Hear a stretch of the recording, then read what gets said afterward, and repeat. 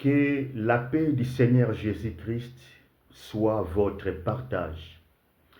Ou que vous soyez que la paix du Seigneur dans vos maisons, que la paix du Seigneur Jésus dans la vie de tes enfants, que la paix du Seigneur Jésus-Christ dans tes projets, dans tes entreprises et là où vous travaillez, que la paix du Seigneur Jésus-Christ puisse remplacer ces vents violents qui pouvaient souffler dans votre ministère, dans votre couple, dans votre mariage, dans votre fiançailles, dans l'assemblée que l'Éternel vous a placé comme berger pour être son troupeau, que la paix de celui qui a vaincu la mort sur la croix de Golgotha, à votre faveur, à ma faveur, que la paix de celui qui a écrasé la tête du diable sur la croix de Golgotha pour votre victoire éternelle, pour ma victoire éternelle, que la paix de celui qui a vaincu tes ennemis visibles et invisibles, je te parle de Jésus-Christ de Nazareth, il est vrai, c'est-à-dire le crucifié sur la croix de Golgotha, et ressuscité après quelques jours de sa mort, assis aux droites du Père Céleste, notre intercesseur, notre avocat, que sa paix bien-aimée dans le Seigneur soit dans votre santé, que la paix du Seigneur Jésus-Christ sur votre pasteur, sur votre femme que vous aimez beaucoup, sur votre mari, que la paix du Seigneur Jésus-Christ soit votre partage, la paix du Seigneur Jésus-Christ dans votre pays, dans votre nation, que la paix du Seigneur Jésus-Christ domine dans la République démocratique du Congo qui est notre nation. Que la paix du Seigneur Jésus-Christ sur les dirigeants de ma nation. Alors, nous bénissons l'Éternel qui continue toujours de nous faire grâce. Prévenez que nous sommes là, l'Éternel continue de témoigner son amour à notre égard. Vous savez, bien aimé le Seigneur, lorsque vous vous réveillez, lorsque tu peux se rendre compte que mon corps peut bouger, je peux parler, je peux prier, je peux prêcher, bien aimé le Seigneur, vous n'êtes pas meilleur que les autres, comme disaient les prophètes Élie lorsqu'ils fouillaient Jézabel. Je ne suis pas meilleur que mes pères. Et donc, à un moment donné, soyons humbles pour reconnaître pleinement la grâce de l'Éternel. Il ne faut pas que vous vous limitez seulement à reconnaître la grâce de Dieu. Il ne faut pas que vous vous limitez seulement à dire que, en tout cas, c'est juste la grâce de Dieu, c'est par la grâce de Dieu que je vis. Lorsque vous vous reconnaissez la grâce de Dieu, lorsque vous vous reconnaissez la faveur divine dans votre vie, il faut que cette faveur vous amène à s'agenouiller, je voulais te dire, il faut que cette grâce vous amène à élever votre voix pour dire Matondo à toi éternel, c'est-à-dire merci Abba Papa, merci Seigneur. Pourquoi? Parce qu'il y a des gens qui prêchent mieux que vous, ils ont quitté cette terre. Il y a des gens, je peux dire, qui marchent vraiment en respectant les préceptes de l'Éternel. Peut-être ils ont se retrouvés malades, vous voyez. Si vous voulez, il y a des gens, voire même, il a un médecin privé, une personne qui respecte toujours les check-up pour sa santé. Mais vous vous demandez comment cette personne peut partir et moi je reste en vie. Bien-aimé le Seigneur. La réponse est simple. Ce n'est que la grâce de l'Éternel. Et il faut que la grâce de Dieu nous rende vraiment très humble. Surtout, il faut que la grâce de Dieu soit quelque chose qui nous pousse à s'agenouiller pour dire Éternel, merci beaucoup. Quand je regarde mes enfants en bonne santé, Père, je te dis merci.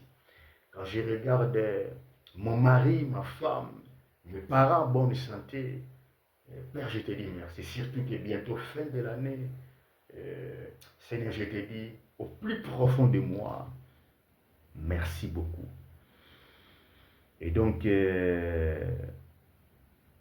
l'Éternel m'a exposé devant vous pour porter sa parole. J'ai dit merci à l'Éternel. Alors, comme vous savez, bien-aimés dans le Seigneur, cette semaine, depuis que ça a commencé, l'Éternel a déposé dans mon cœur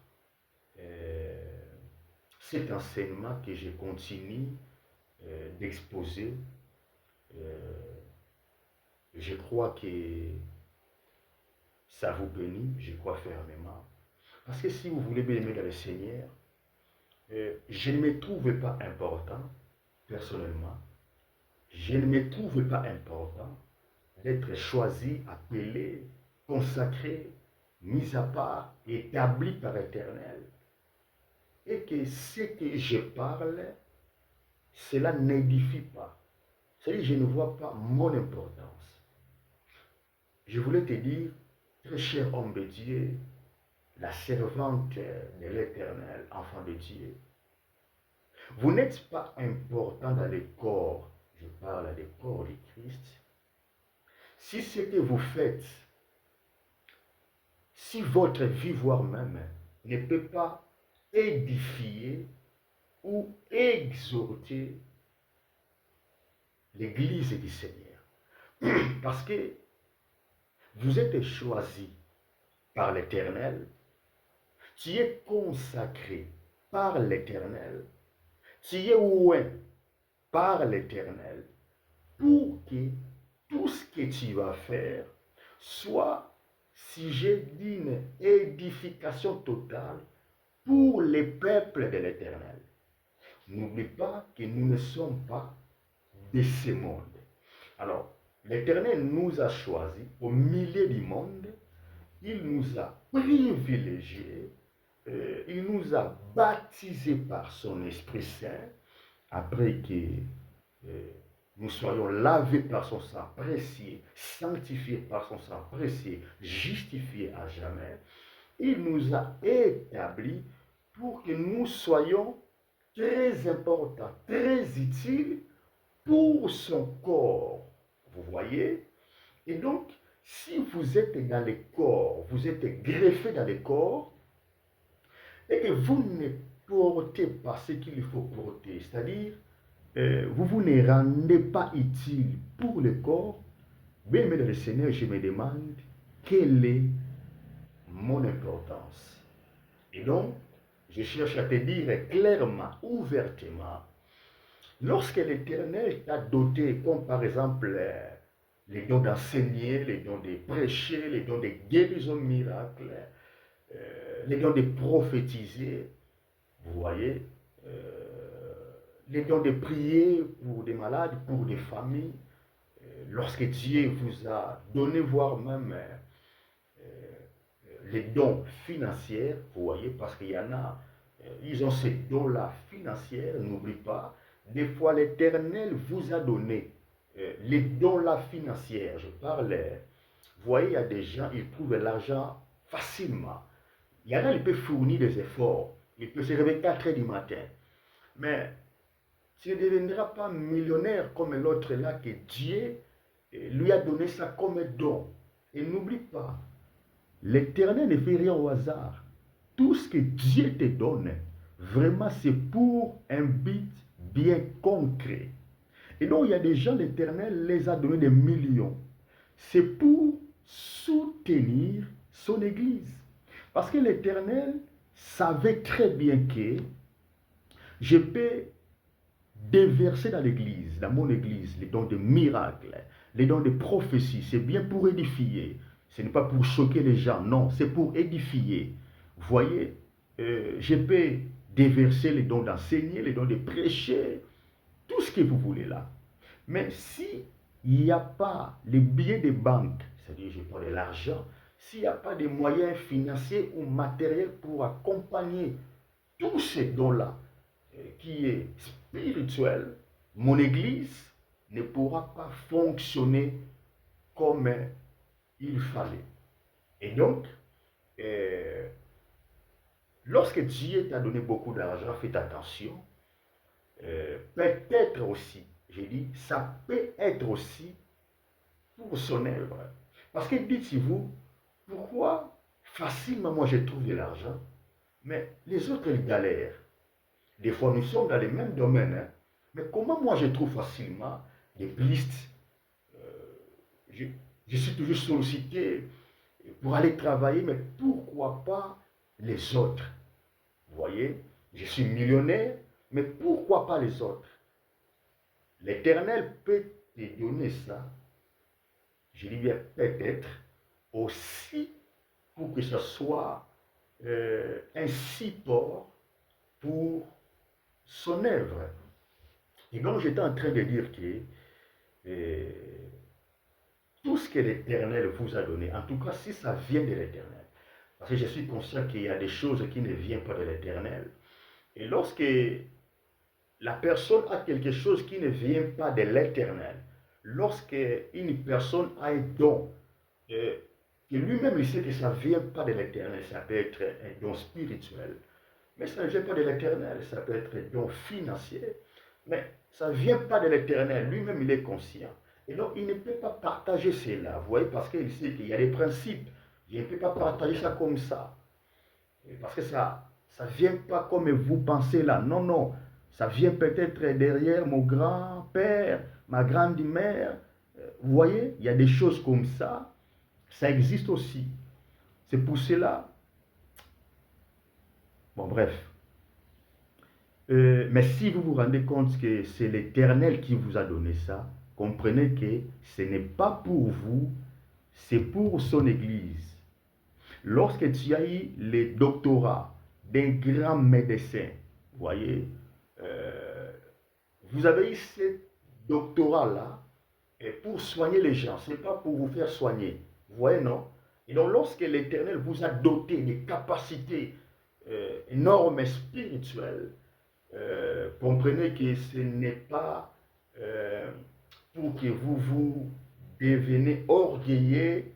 Non, ce n'est pas pour vous. Je cherche à te dire, on t'a donné ça pour les autres. Alors, lorsque vous prenez conscience que tout ce que j'ai, c'est pour les autres, surtout, ce n'est pas pour les choquer, non. Non, ce n'est pas pour les choquer, non, non, non, non, non, non. C'est pour édifier, vous voyez? Donc il faut dire que aujourd'hui je vais vous édifier. Parce que si vous venez pour choquer, eh bien, vous allez vraiment choquer. Hein? Oui, non, vous allez vraiment choquer.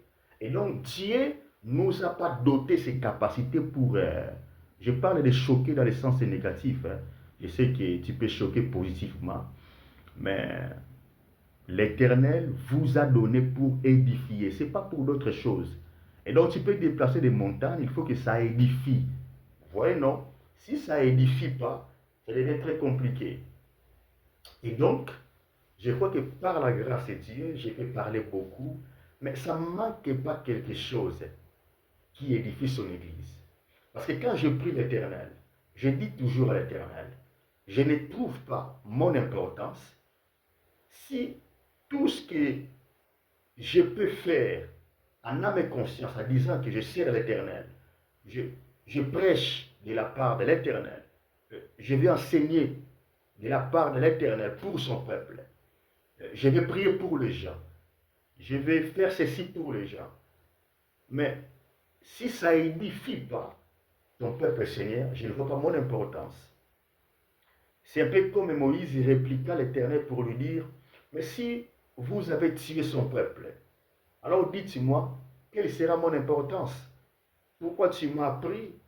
Pourquoi tu as voulu que je prenne tant de risques et de retourner encore en Égypte, moi que j'avais déjà fui la mort là-bas? Et donc, Seigneur, si vous voulez que je me trouve important devant vous, s'il te plaît, fais quelque chose pour ce peuple. Et donc, pareil, si vous voulez, je ne trouve pas mon importance, moi, ministre de Dieu, je ne trouve pas mon importance si je ne peux pas être canal d'édification pour le peuple de Dieu. Je ne suis pas là pour montrer que je suis le plus savant, non. Je ne suis pas devant le peuple de Dieu pour exposer mon intelligence, pour montrer que moi je suis plus intelligent, moi j'ai beaucoup de diplômes, moi j'ai l'expérience. Non, on n'en a pas besoin. Non, non, non. Les gens n'ont pas besoin de ça. Ta présence est devant nous. Nous voulons être édifiés. Parlez-nous de Jésus-Christ. Parlez-nous de l'Éternel. Montre-nous le Père et cela nous suffit.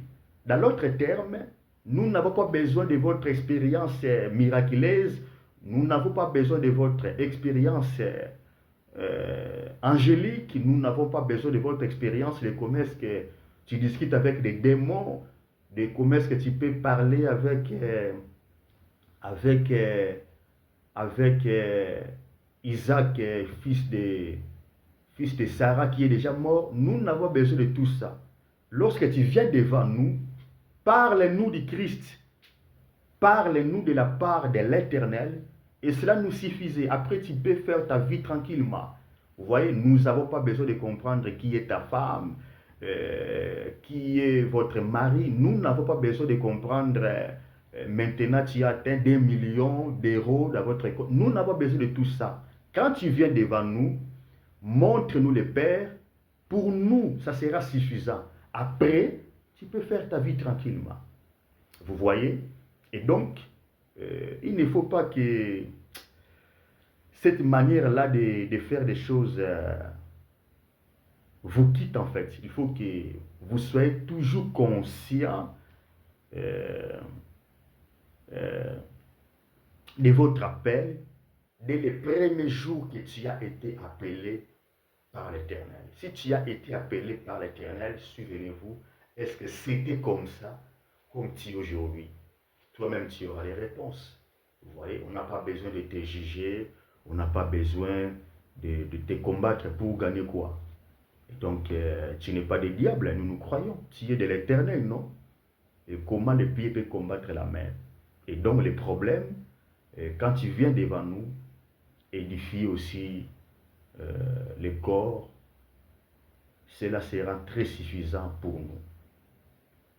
Alors, j'étais en train de dire quelque chose d'important, mais l'Esprit Saint m'a amené comme ça. J'ai dit gloire à l'Éternel, ça peut être utile pour une personne. Alors, cette semaine, j'ai commencé depuis lundi d'enseigner sur la prière du juste et ses conséquences. Je répète encore, depuis lundi, j'étais en train d'enseigner sur la prière du juste et ses conséquences. Alors, je vous ai dit que j'ai défini le juste comme étant quelqu'un qui marche selon la parole de son Père Céleste, quelqu'un qui se laisse conduire par le Saint-Esprit. C'est celui-là que j'ai défini comme un homme juste. Alors, pour gagner le temps, hier, j'étais en train de dire, si vous voulez, là où nous avons lu dans Malachie, 3e, du 13e verset au 18e verset, là où l'Éternel était en contradiction avec l'homme, parce que l'homme a remarqué qu'on dirait qu'il y a quelque chose qui ne va pas. Je crains l'Éternel, je prie, je respecte ses préceptes, j'essaye d'honorer l'Éternel dans ma vie de tous les jours, mais on dirait l'Éternel ne me paye pas selon sa parole, parce que lui qui a dit dans sa parole que j'honorerai celui qui m'honorera, mais on dirait cette parole-là dans ma vie ne prend pas cher.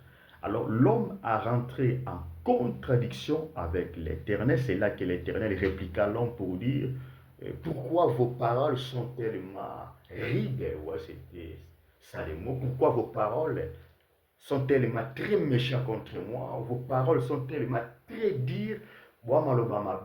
Pourquoi? Et c'est là que l'homme va répliquer l'Éternel pour dire pourquoi tu dis que nos paroles sont rides, nos paroles sont méchantes.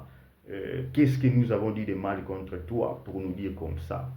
Alors c'est là que l'Éternel va commencer à expliquer l'homme, lui qui sonde les cœurs et les reins, pour les faire montrer que même quand vous avez murmuré, je vous ai écouté parce que j'ai entendu que vous êtes en train de dire que moi l'Éternel, je ne fais pas l'attention de vous, vous me craignez, mais vous ne vivez pas la différence avec ceux qui ne me respectent pas, D'ailleurs, vous avez déjà commencé à envier ceux qui vivent dans les péchés. Vous avez déjà commencé à envier ceux qui pratiquent des sorcelleries, des magies, beaucoup de sciences bizarres pour avoir des réussites, des succès que vous n'avez pas ce qui est vrai.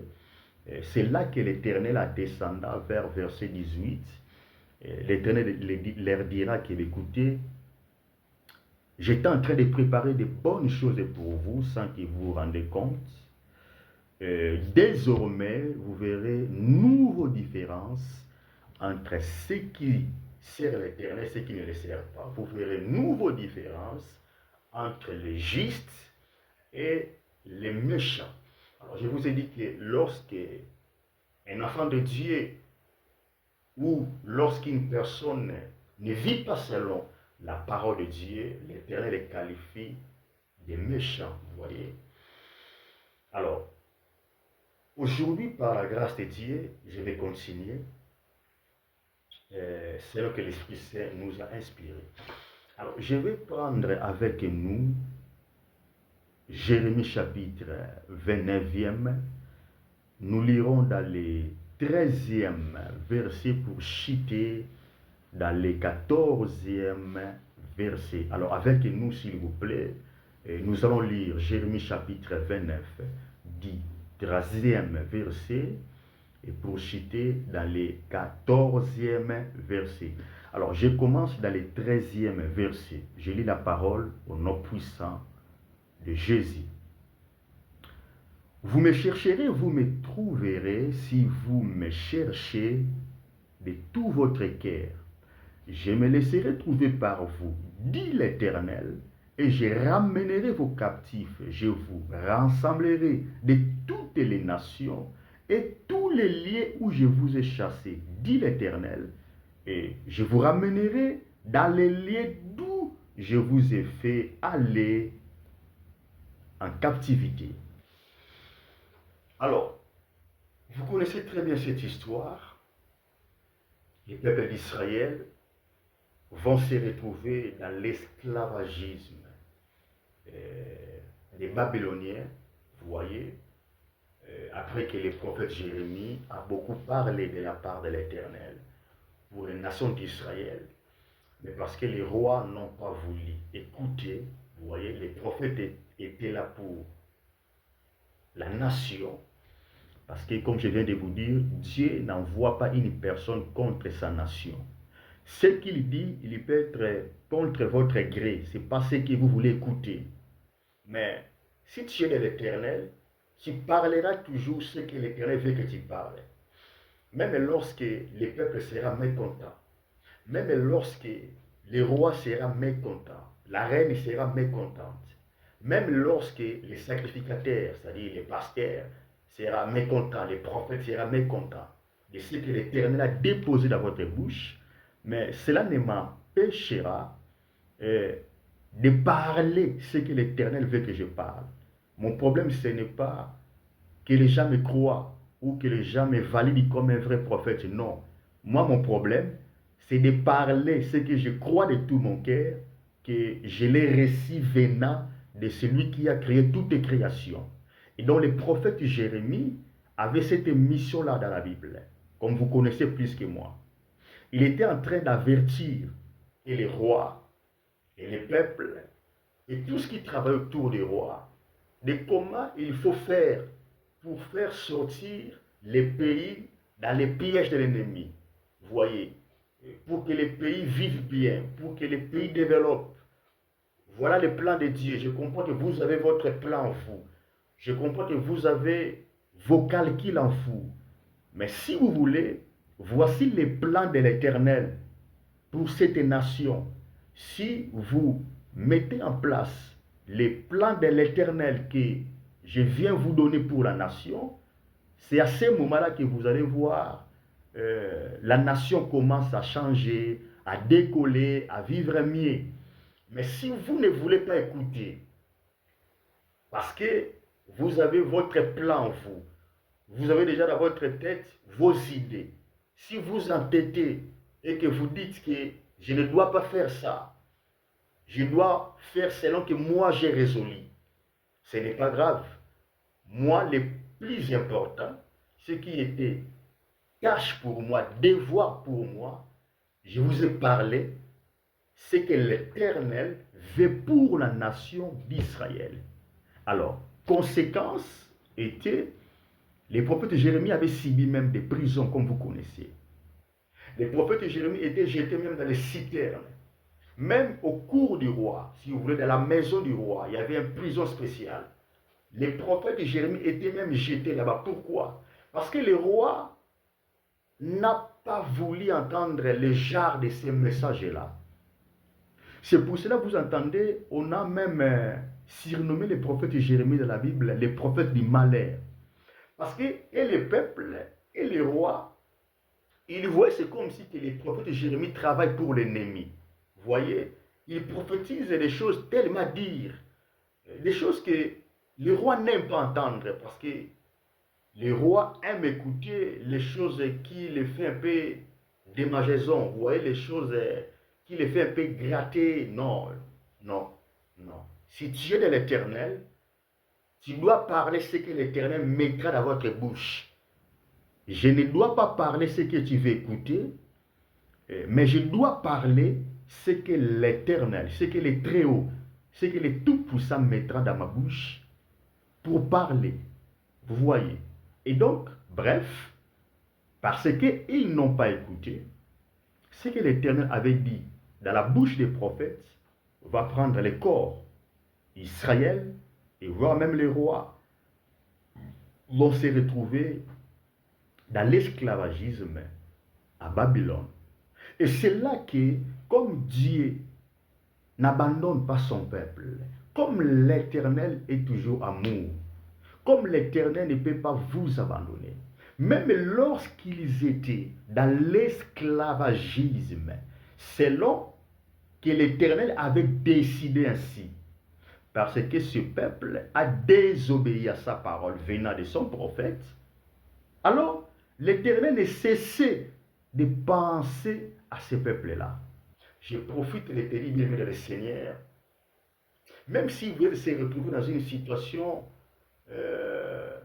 un peu, je dirais, trop sale, vous voyez, vous avez tombé dans le péché, vous ne voyez pas comment se relever, vous avez la honte et la culpabilité, les gens veulent te crucifier parce que ce qui est vrai, tu as vraiment tombé dans le péché.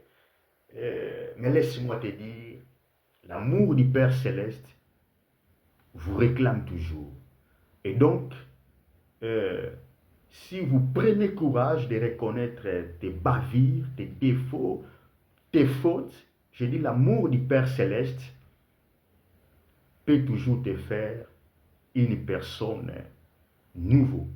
Alors, ce qui a fait que, lorsque l'Éternel a pensé sur son peuple, et donc le peuple d'Israël, c'est là qu'il parlera, il s'adressera. C'est comme dans une lettre il a envoyé à son peuple, quand bien même il est dans l'esclavagisme, il souffre là-bas. Mais l'Éternel a envoyé une lettre pour motiver son peuple, pour faire comprendre à son peuple que je ne suis pas méchant. Je vous ai dit que je ne peux pas vous délaisser ni vous abandonner. Vous voyez, vous êtes loin de moi, mais près du cœur. Je continue toujours à penser de vous. Alors, écoutez ma parole.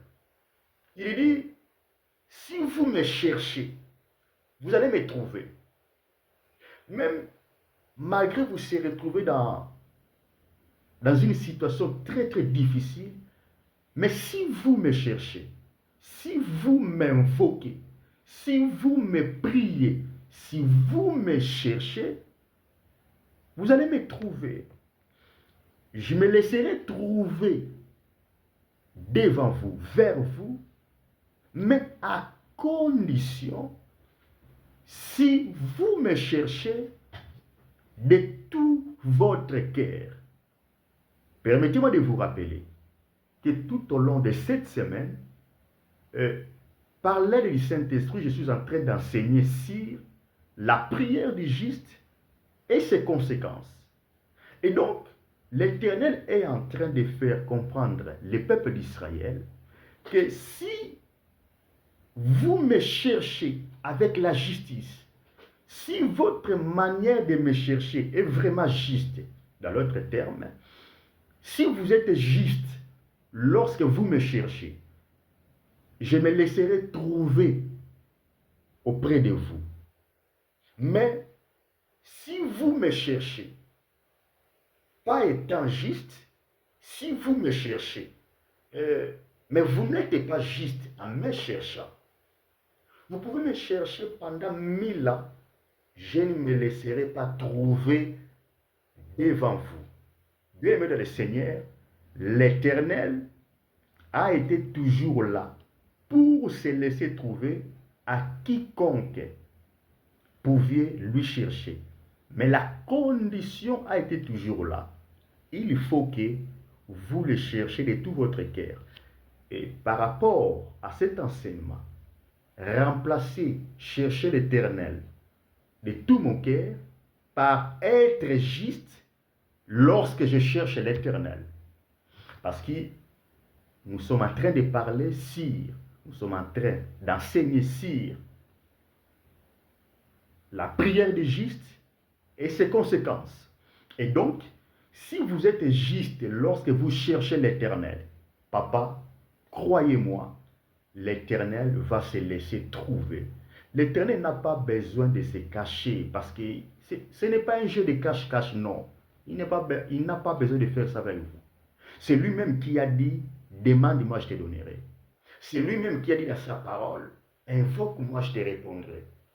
Je t'annoncerai des grandes choses, des choses cachées que tu ne connais pas. C'est lui-même qui a fait cette invitation. Mais les problèmes, il faut que vous l'invoquez avec la sincérité, avec honnêteté, de tout votre cœur, et remplacer tous ces mots-là. Il faut que vous le cherchiez étant juste. Qu'est-ce que je vais te dire, bien-aimé dans le Seigneur, dans cette journée? Vous savez, il y a beaucoup de prières qui échouent des fois parce que vous n'êtes pas juste quand vous cherchez l'Éternel. Je répète encore. Il y a beaucoup de prières qui échouent. Il y a beaucoup de paroles que les gens prononcent échouent parce que des fois, je dis bien des fois, cela ne veut pas dire que si l'Éternel ne vous a pas encore répondu et que vous êtes dans le mal, loin de là, ce n'est pas ce que je veux dire. Mais je voulais m'adresser à une catégorie de personnes que des fois vos prières échouent parce que vous ne cherchez pas l'Éternel de tout votre cœur. Vous savez, des fois, quand vous ne vivez pas conséquence de votre prière, ça peut être que vous ne cherchez pas l'Éternel de tout votre cœur. Parce que si vous voulez, tu peux compter sur l'Éternel. J'ai vu des personnes, ils comptent sur l'Éternel. Ils savent que Dieu répond à la prière. Ils savent que la prière finit par payer. Ils savent que Dieu est juste. Ils savent que Dieu existe. Il est le rémunérateur de ceux qui le cherchent. Ils croient à ça. Mais le problème, c'est quoi? Quand bien même qu'ils croient à tout ça, mais à côté, il veut aussi expérimenter d'autres choses en dehors de l'Éternel. Surtout nous les jeunes aujourd'hui. Nous avons toujours le désir de découvrir d'autres expériences. Vous voyez, l'Éternel avait dit dans les derniers jours, je répandrai mon esprit, les jeunes auront des visions, tout ça, vous allez prophétiser. Mais malgré tout cela, nous les jeunes surtout, on veut toujours avoir une nouvelle expérience. C'est ce que vous attendez par les jeunes, nouvelle dimension. Je veux une nouvelle dimension. En fait, c'est possible que l'Éternel, oui, vous donne vraiment cette nouvelle dimension-là. Mais n'oublie pas, je vais dire quelque chose qui peut te décourager. Mais c'est la vérité. Parce que la vérité peut te décourager, mais c'est la vérité, surtout si ça vient de l'Éternel. Vous voyez, je voulais te dire ceci. Tu peux jamais prier, mais l'Éternel ne te donnera pas au-delà de ce qu'il a déjà prévu pour toi. Vous voyez, non? L'Éternel ne te donnera pas au-delà de ce qu'il a déjà prévu pour toi. Pour mieux comprendre ça, il est écrit, ma grâce te suffit. Et donc, lorsque la grâce de l'Éternel sera suffisante pour vous, alors ne cherchez pas d'autres expériences. Si l'Éternel vous a appelé pour être un homme de miracle, c'est lui qui va prophétiser. N'oubliez pas, ce n'est pas un sujet d'orgueil pour vous. Parce que les gens qui prennent ça comme un sujet d'orgueil sont des gens que le diable pousse vers d'autres expériences au-delà de la volonté parfaite de l'Éternel, au-delà de la puissance de l'Esprit Saint. C'est-à-dire, ce sont des gens qui touchent magie, qui touchent occultisme. Vous allez entendre quelqu'un, on peut lui proposer d'écouter, là ce n'est pas de magie, mais tu peux lire juste ces livres-là, et après avoir lu ça, toi-même tu verras, il y aura d'autres connexions spirituelles, vous voyez, nous les jeunes aiment ça. Ok, je me mets dans la sauce si vous voulez.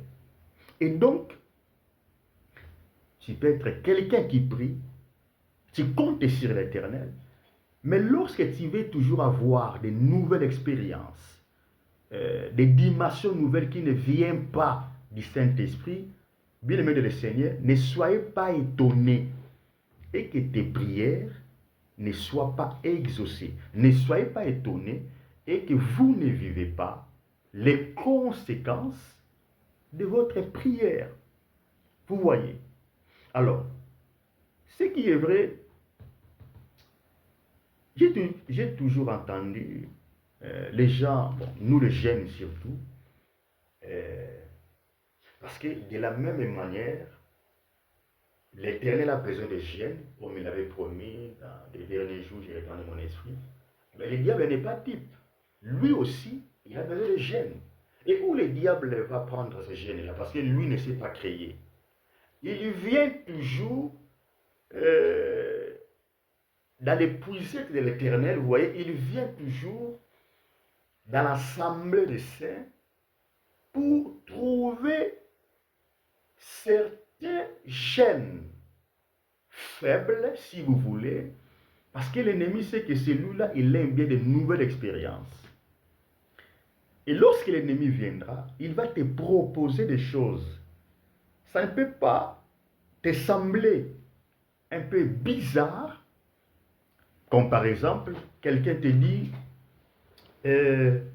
là c'est les traditions judaïsme, là c'est les traditions juives, vous voyez. C'est-à-dire vous avez laissé même votre tradition de Bas-Congo, maintenant vous voulez expérimenter les traditions juives. Vous voyez, c'est nous les jeunes d'aujourd'hui. Donc nous avons toujours besoin d'expérience. Nous voulons toujours expérimenter quelque chose. Et quelque chose là, ça n'a rien à voir pour édifier l'église. C'est pour notre propre orgueil. C'est pour que les gens nous voient, que nous prophétisons. C'est pour que les gens nous voient, que nous sommes célèbres. Vous voyez? Alors, on peut te dire, si vous voulez, que là, ce n'est pas de la magie, ce n'est pas de l'occultisme. Mais c'est juste un petit livre.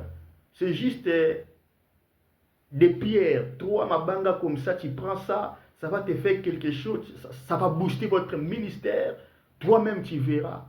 Et si tu as déjà goûté par des expériences mauvaises, la plupart des gens là sont des gens qui se laissent toujours être bardés comme ça. Et donc, ce que je cherche à te dire, bien-aimé le Seigneur, l'Éternel est là pour exaucer la prière du juste. La prière du juste ne peut pas échouer. Si vous cherchez l'Éternel de tout votre cœur, l'Éternel est prêt pour intervenir.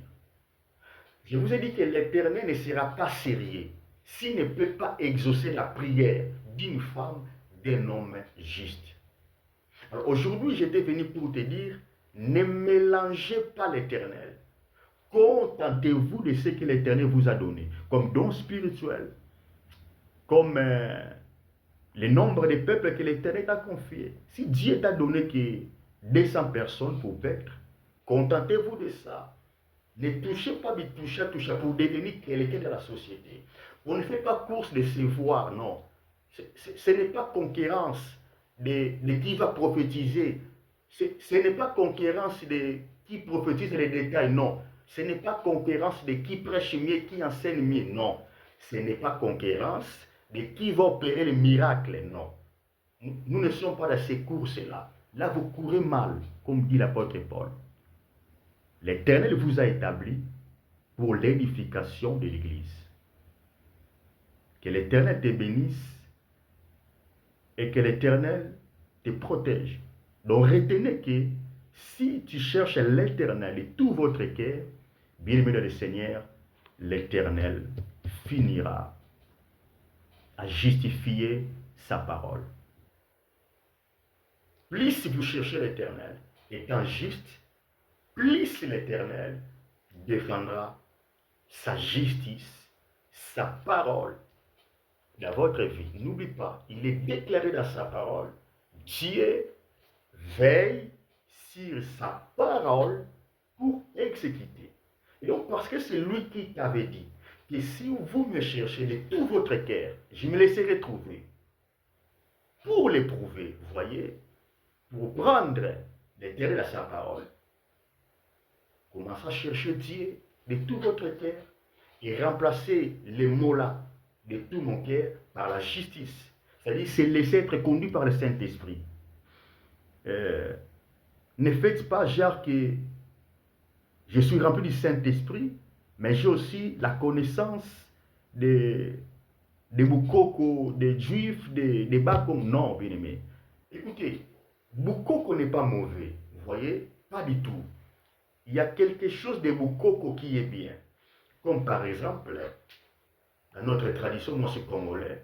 Si on te dit, vous autres comme Congo, pas si prenez Tamaouissi, vous voyez, vous sentez mal au dos, prenez le gingembre, le jus de gingembre. Là, ça fait partie de notre tradition. Là, c'est pas mauvais. Vous voyez, non. Tu veux prier pour quelqu'un qui est malade, prenez l'huile. De toutes les façons, ça vient des Juifs, hein, vous voyez. Parce que les Juifs ont utilisé l'huile de 4 sortes. Bon, je ne suis pas là pour vous parler de ça, comme vous connaissez la plus que moi. L'huile de guérison, l'huile pour donner la beauté, l'huile pour allumer les chandeliers, l'huile pour les malades. Donc, ça vient aussi des Juifs. Je peux dire, c'est les traditions, disons-les comme ça. Mais si ça commence à être que lisez ces livres, rentrez dans l'eau, pour booster ceci, prenez ces pierres, prenez ces fils, mettez ici, prenez ces chaînettes, mettez là, ah, bien aimé dans le Seigneur, là ça commence à devenir très très compliqué. Et ne soyez pas étonné lorsque les gens vont t'attaquer. Pourquoi? On t'attaque parce que tu es dans le corps.